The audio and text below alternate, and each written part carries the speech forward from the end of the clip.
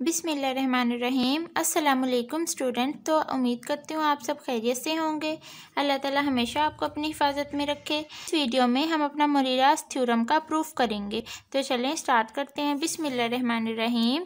सबसे पहले इसकी स्टेटमेंट है let f of z be continuous in a simply connected domain D. के जो फंक्शन है ये कॉन्टीन्यूअस है सिंपली कनेक्टेड डोमेन डी के अंदर। ये एक ऐसी डोमेन होती है जिसके अंदर हर जगह फंक्शन एनालिटिक होता है। Further let integration about curve C के इक्वल टू आई जीरो के where C is a closed curve in D. और जो सी है ये क्लोज्ड कर्व होती है इस डोमेन डी के अंदर, ये वाली C. Then prove that F of Z is analytic in D. तो फिर प्रूव करो कि फंक्शन एनालिटिक है इस डोमेन डी के अंदर। तो देखें ये कन्वर्स है कॉशी फंडामेंटल थ्योरम का। कॉशी इंटीग्रल थ्योरम हमें क्या कहता है कि integration about closed curve C के फंक्शन की इक्वल टू जीरो आती है और उसमें जो फंक्शन होता है ये एनालिटिक होता है। और ये थ्योरम क्या कहता है, ये कहता है कि क्लोज्ड कर्व तो है और इंटीग्रेशन भी फंक्शन की इक्वल टू जीरो है। प्रूव करो कि फंक्शन एनालिटिक है उस डोमेन डी के अंदर। ठीक है, तो इस तरह से ये कन्वर्स है कॉशी इंटीग्रल थ्योरम का। गिवन है फंक्शन की integration about C equal to zero है और इसमें जो सी है वो क्या दिया हुआ है, क्लोज्ड कर्व दी हुई है। और प्रूव हमें करना है कि फंक्शन जो है वो एनालिटिक फंक्शन है। ठीक है, अब इसका प्रूफ देखें। हमारे पास गिवन ये है जो कि इक्वल टू जीरो है।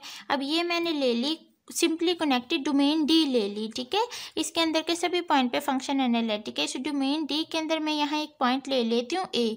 ये फिक्स्ड पॉइंट मैंने ले लिया ए इस डोमेन के अंदर। और यहाँ कहीं भी जाके मैं एक और पॉइंट ले लेती हूँ जेड जो कि वेरिएबल पॉइंट है। अब देखें ए से जेड तक मैं जा रही हूँ C1 कर्व के, ये C1 कर्व है। और फिर जेड से जब मैं अगेन ए पे आऊँगी और ये कह दें आप इसकी डायरेक्शन ऐसी ही होगी ना, ये है C2।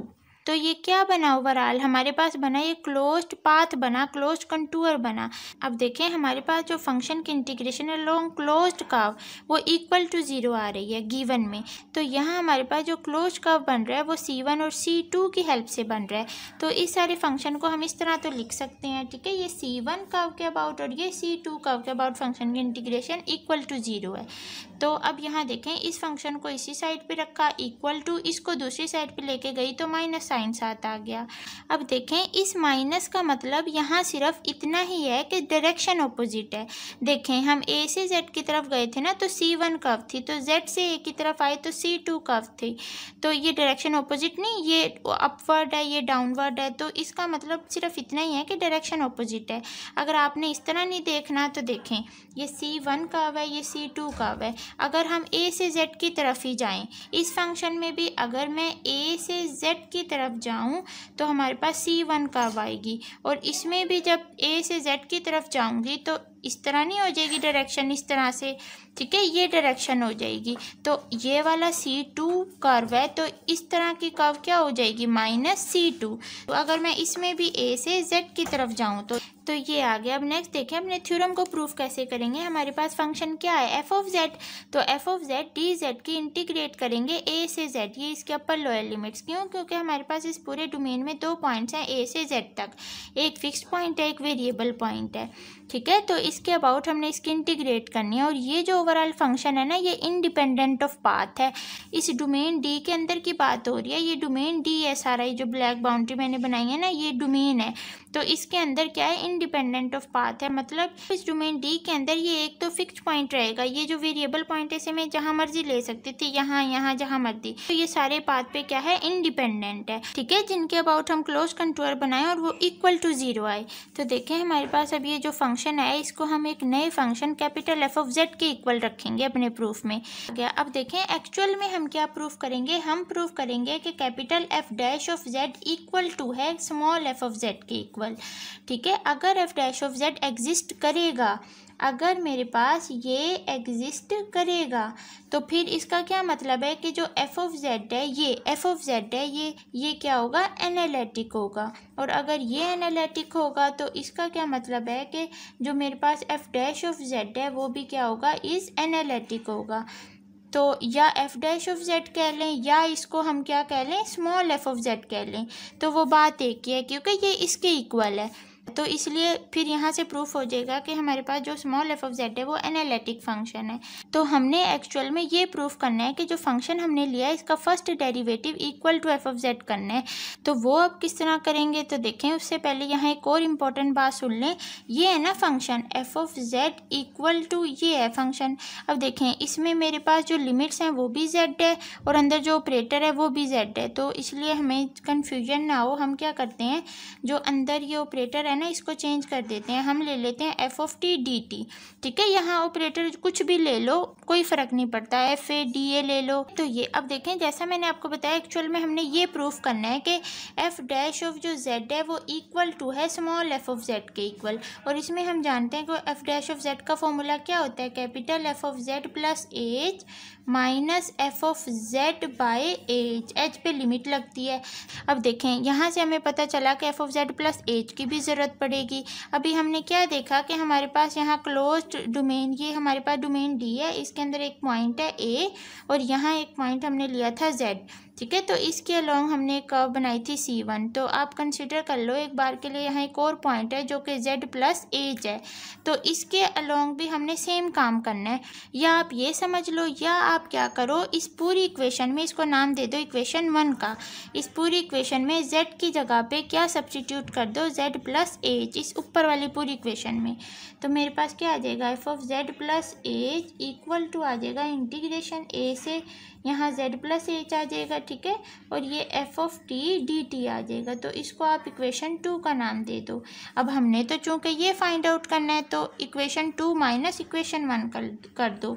इक्वेशन 2 माइनस इक्वेशन 1, तो हमारे पास क्या आ जाएगा, F of Z plus H minus capital F of Z equal to आ जाएगा, ये इंटीग्रेशन की टर्म्स रख दो, ए से Z plus H F of T D T. ठीक है, ये माइनस इंटीग्रेशन ए से Z F of T D T. अब यहाँ से देखें ये फंक्शन है ए से मेरे पास क्या है, जेड प्लस एच, फर्स्ट वाला तो इसी तरह मैं लिख रही हूँ। और इसको देखो, ये माइनस को प्लस करने के लिए मैं क्या करूँगी, इसकी लिमिट्स रिवर्स कर दूँगी। तो ए से जेड है तो जेड से ए कर दूँगी, तो वो माइनस माइनस प्लस हो जाएगा और ये F of T D T आ जाएगा। अब नेक्स्ट स्टेप में देखें, इस सारे फंक्शन को मैं पहले लिख दूँ तो कोई प्रॉब्लम नहीं होगी। ये मैंने पहले ही लिख रही हूँ, just F of T D T plus और ये बाद में ए से Z plus H F of T D T. ठीक है, अब यहाँ देखें Z से A और A से Z प्लस एच लिमिट लग रही है। मतलब अगर मेरे पास 0 से 2 हो ना, इस तरह लिमिट हो तो इसको हम इस तरह लिख सकते हैं, 0 से 1 प्लस 1 से 2, इस तरह हम लिख सकते हैं। तो 1 को हटा के हम 0 से 2 इसको लिख सकते हैं। तो इसी तरह देखें यहाँ भी तो हो रहा है ना, Z से A लिमिट जा रही है और A से Z प्लस से एच, तो हम इस A को हटा के क्या लिख देंगे, इस ओवरऑल फंक्शन को Z से Z प्लस एच आ जाएगी लिमिट। तो Z से Z plus H F of T D T, तो ये मैंने लिख दिया। और इस साइड पे लेफ्ट हैंड साइड वाला फंक्शन इसी तरह चल रहा है साथ साथ। तो ये आ गया। अब देखें एक्चुअल में मैं यहाँ बताऊँ ना, हमने प्रूफ करना है f dash of z minus F of Z equal to 0। ठीक है, हमने ये प्रूफ करना है, या आप इसको इस तरह लिख लें। तो अब देखें पहले हमने इसको एच से डिवाइड करना है, तो ये तो फाइंड आउट कर लिया है। तो अब हमें नेक्स्ट स्टेप में क्या करूँगी, एच से डिवाइड कर देती हूँ। तो देखें एच से डिवाइड कर दिया यहाँ, तो इतना काम तो मेरा हो गया। अब हमने क्या करना है, माइनस एफ ऑफ जेड करना है। तो दोनों साइड से हम क्या कर देंगे, माइनस कर देंगे स्मॉल एफ ऑफ जेड को। तो क्या बनेगा, तो जब माइनस किया तो ये आ गया। अब यहाँ देखें इस एफ ऑफ जेड की जगह पे क्या पुट करें, इन टर्म्स ऑफ इंटीग्रेशन में इसकी टर्म कुछ ना कुछ यहाँ पुट करनी है। तो इसकी वैल्यू ना मैं इसी टर्म से फाइंड आउट करती हूँ। तो देखिए मैं इसी को लेके चल रही हूँ। ठीक है, ये कुछ स्टेप आप साइड पे कर लेना। ये देखें 1/h इसी फंक्शन को मैं ले रही हूँ, z से z प्लस एच। बस फ़र्क क्या कर रही हूँ, यहाँ इस t की जगह पे f ऑफ z ले रही हूँ वेरिएबल। ठीक है, बस फ़र्क क्या किया है, इस t की जगह पे z ले लिया है वेरिएबल, और ये dt इसी तरह। अब इसको देखें 1/h, ये तो विद रिस्पेक्ट टू t हम इसको इंटीग्रेट कर रहे हैं, तो f ऑफ z तो कॉन्स्टेंट हो गया, तो ये बाहर आ जाएगा। तो वो मैंने बाहर निकाल लिया, z से z plus H D D T की बस इस कांस्टेंट की इंटीग्रेशन होगी, ठीक है। तो ये 1/h एफ ऑफ जेड आ जाएगा। कांस्टेंट की इंटीग्रेशन टी होती है, तो इस पर फिर लिमिट्स पुट कर देंगे जेड से जेड प्लस एच। तो यहाँ मेरे पास आ जाएगा एफ ऑफ जेड, ये यहाँ जब पुट करूँगी लिमिट माइनस जेड आ जाएगा, ठीक है। यहाँ से जो माइनस जेड और प्लस जेड ये दोनों कैंसिल हो जाएंगे और नेक्स्ट स्टेप में 1/h एफ ऑफ जेड और यहाँ एच बच जाएगा। तो ये एच भी तो इससे कैंसिल हो गया, तो यहाँ से मेरे पास एफ ऑफ जेड आया। तो इसका क्या मतलब हुआ, एफ ऑफ जेड की जगह पे हम ये सारा फंक्शन लिख सकते हैं। जनरली तो हम बड़ी चीज़ की जगह छोटी पुट करते हैं, लेकिन यहाँ हम इसकी जगह पे ये बड़ी चीज़ इसलिए पुट करेंगे ताकि इंटीग्रेशन में दोनों टर्म्स आ जाएं और फिर कुछ ना कुछ कॉमन लेके हमारा सॉल्व हो जाए। तो अब मैं पुट कर रही हूँ नेक्स्ट स्टेप में एफ ऑफ जेड, ये लेफ्ट हैंड साइड तो इसी तरह equal to 1/h integration z से जेड प्लस एच, ये F of T D T, ठीक है। और इसकी ये माइनस साइन इसी तरह माइनस, और एफ ऑफ जेड किसके इक्वल है, इसके इक्वल है। तो ये मैं पुट कर रही हूँ 1/h इंटीग्रेशन जेड से Z plus H F of Z D T, ठीक है। ये मैंने पुट कर दिया। अब नेक्स्ट स्टेप में देखें, इनमें से कॉमन ले लो, 1/h दोनों में है, कॉमन ले लिया। इंटीग्रेशन भी दोनों में सेम है, तो वो z से z प्लस एच मैंने लिखा। अब देखें ऑपरेटर भी तो सेम है ना, डी टी। तो यहाँ से मैं इस तरह से ये कॉमन ले लूँगी माइनस एफ ऑफ जेड, और ये मैं ये कॉमन ले लिया, डी टी मैंने कॉमन ले लिया यहाँ से, और ये लेफ्ट हैंड साइड इस साइड पे ऐसे ही। इसको इक्वेशन नाम दे दें इक्वेशन 3 का। नेक्स्ट देखें अब क्या करना है, take mod of equation 3 on both sides, ठीक है। तो इसकी दोनों साइड पे मोड ले लें। तो जब मोड लेंगे तो हमारे पास आ जाएगा z plus H minus F of z, ये सारा फंक्शन पहले लिखेंगे H minus F of Z, और इसका हमने मोड ले लिया, और इक्वल टू इस साइड पे भी राइट हैंड साइड पे भी मोड आ जाएगा टी, और ये इसका मोड। तो ये हमने मोड ले लिया। अब देखें ये मोड की प्रॉपर्टी है कि अगर दो फंक्शन मल्टीप्लाई होते हैं तो उन पे सेपरेटली अप्लाई हो जाता है, लेकिन अगर इंटीग्रेशन के अंदर मोड अप्लाई करना हो तो फिर इक्वल का साइन नहीं आता, फिर लेस देन इक्वल टू का साइन आता है। तो यहाँ मैं लेस देन इक्वल टू लिख रही हूँ, 1/h पे मोड अप्लाई कर रही हूँ, और ये इंटीग्रेशन के मैं अंदर मोड को लेके जा रही हूँ, और ये एफ ऑफ टी हो जाएगा माइनस एफ ऑफ जेड हो जाएगा, और इस पे मैंने मोड अप्लाई कर दिया, और यहाँ डी टी का मोड आ जाएगा। जब भी इंटीग्रेशन के अंदर मोड जाता है less than equal to sign क्यों आता है, इसके पीछे क्या लॉजिक है, ये भी हमने एक वीडियो में डिस्कस किया था, मैं उसका लिंक डाल दूंगी डिस्क्रिप्शन में, तो आप उधर से देख लेना। अब देखें इस सारे फंक्शन की जगह पे क्या पुट किया जाए कि हमारा सोल्यूशन हो जाए। अब इसकी जगह पे क्या पुट करें, तो देखें बुक में भी साथ देखें, हम यहाँ तक पहुँच गए हैं। ये क्या है, फंक्शन कॉन्टिन्यूस है जेड पे, और एप्सिलॉन नॉट पॉजिटिव है, तो डेल्टा एग्जिस्ट करेगा जो कि पॉजिटिव होगा, और इसमें से F of T minus F of Z का mod less than epsilon naught है। ये क्या है, डेफिनेशन ऑफ कॉन्टिन्यूटी है। देखें ये हम पढ़ के आए हैं पीछे से चैप्टर 1 में, यहाँ देखें चैप्टर 1 में पेज 23 पे आप देखेंगे ना, तो ये डेफिनेशन ऑफ कॉन्टिन्यूटी क्या कहती है कि अगर हम लिमिट अप्लाई करें किसी भी फंक्शन पे t tends to z F of t, तो वो इक्वल टू आए एफ ऑफ जेड के।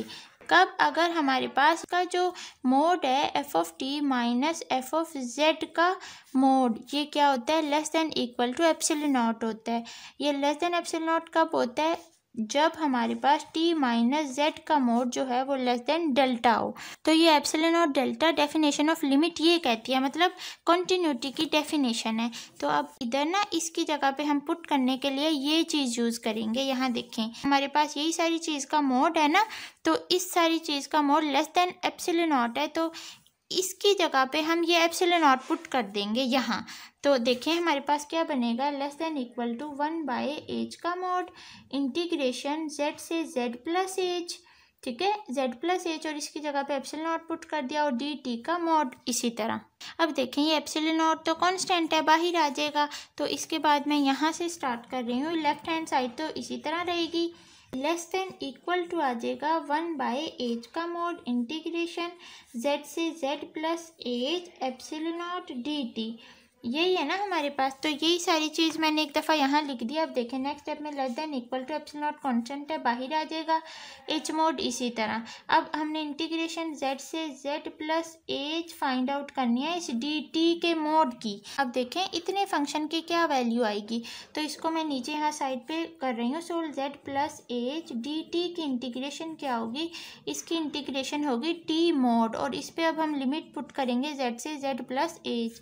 तो जब आप इस पे लिमिट पुट करेंगे z प्लस एच का मोड और माइनस क्या आ जाएगा z का मोड आ जाएगा। अब जब मोड अलग-अलग अप्लाई करेंगे तो लेस देन इक्वल टू का साइन आएगा सब पे, ये इसकी प्रॉपर्टी है मोड की। तो यहाँ से ये z मोड इस z से कैंसिल हो गया, तो यहाँ लेस देन इक्वल टू क्या आया, h मोड आया। इस सारे फंक्शन की वैल्यू h मोड आई। तो ये भी लेस देन इक्वल टू है, ये भी लेस देन इक्वल टू है, तो मतलब हम इसको कंटिन्यू कर सकते हैं, फंक्शन हमारा फ्लो में आ गया। ये सारा फंक्शन इसी तरह पहले F of Z plus H minus F of Z by H minus F of Z, इसका मोड तो पहले इसी तरह, ठीक है। ये लेस देन इक्वल टू ये epsilon not by H mode, और इस सारे फंक्शन की जगह पे ये एच मोड पुट कर दिया, तो ये एच मोड से कैंसिल, तो ये लेस देन हमारे पास क्या आ गया, एप्सिलॉन नॉट आ गया, ये सारा फंक्शन। अब यहाँ ध्यान से देखें, ये वाला फंक्शन किस जैसा बन गया है, इस जैसा बन गया है। तो अब इसको आपने कंपेयर करना है इसके साथ, और इसके साथ कंपेयर करके इसको इस फॉर्म में लिखना है। तो देखें वही काम हम कर रहे हैं। अब देखें पहले यहाँ देखें, ये सारा जो फर्स्ट टर्म आपको नज़र आ रही है ना, ये है एफ ऑफ टी। यहाँ देखें जो एफ ऑफ टी है ना, यहाँ ये सारी चीज़ है ये एफ ऑफ टी, और ये माइनस, ये वाला माइनस, और एफ ऑफ जेड जो है वो इसी तरह लेस देन एप्सिलॉन नॉट। तो इस सारी चीज़ को इसके साथ कंपेयर करके हमने इस तरह लिखना है। तो लिमिट लग रही है एफ ऑफ टी पे, और एफ ऑफ टी हमारे पास ये है, तो मैं यहाँ लिमिट लगा रही हूँ Z plus H minus F of Z by H, limit में लगा दूंगी, लिमिट तो एच से ही लगेगी ना, एच टेंडिंग्स टुवर्ड्स 0, और उसके बाद इक्वल टू में है ये एफ ऑफ जेड, तो equal to f of Z.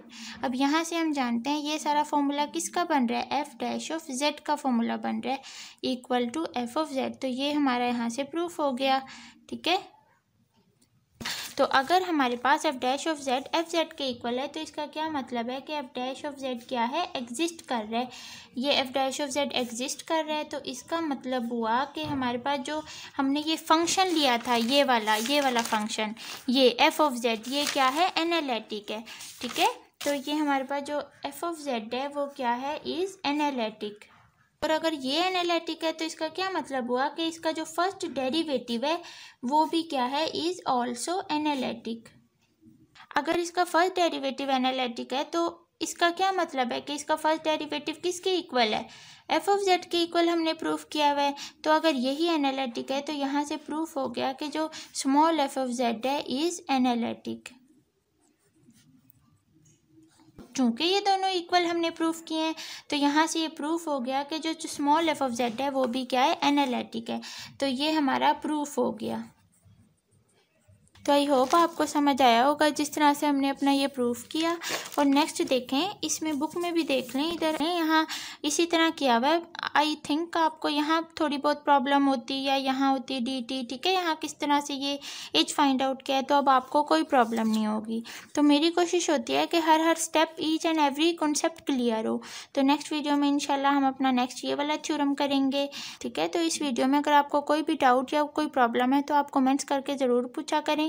और इसके अलावा ये वीडियो आपको कैसी लगी ज़रूर बताया करें कमेंट्स में, बहुत ज़्यादा अप्रिसिएशन मिलती है आपके कमेंट्स देख के। तो नेक्स्ट वीडियो में इंशाल्लाह अपना ये थ्योरम करेंगे। तब तक के लिए अपना ढेर सारा ख्याल रखिए। अल्लाह ताला आपको अपनी हिफाजत में रखे। अल्लाह हाफिज़।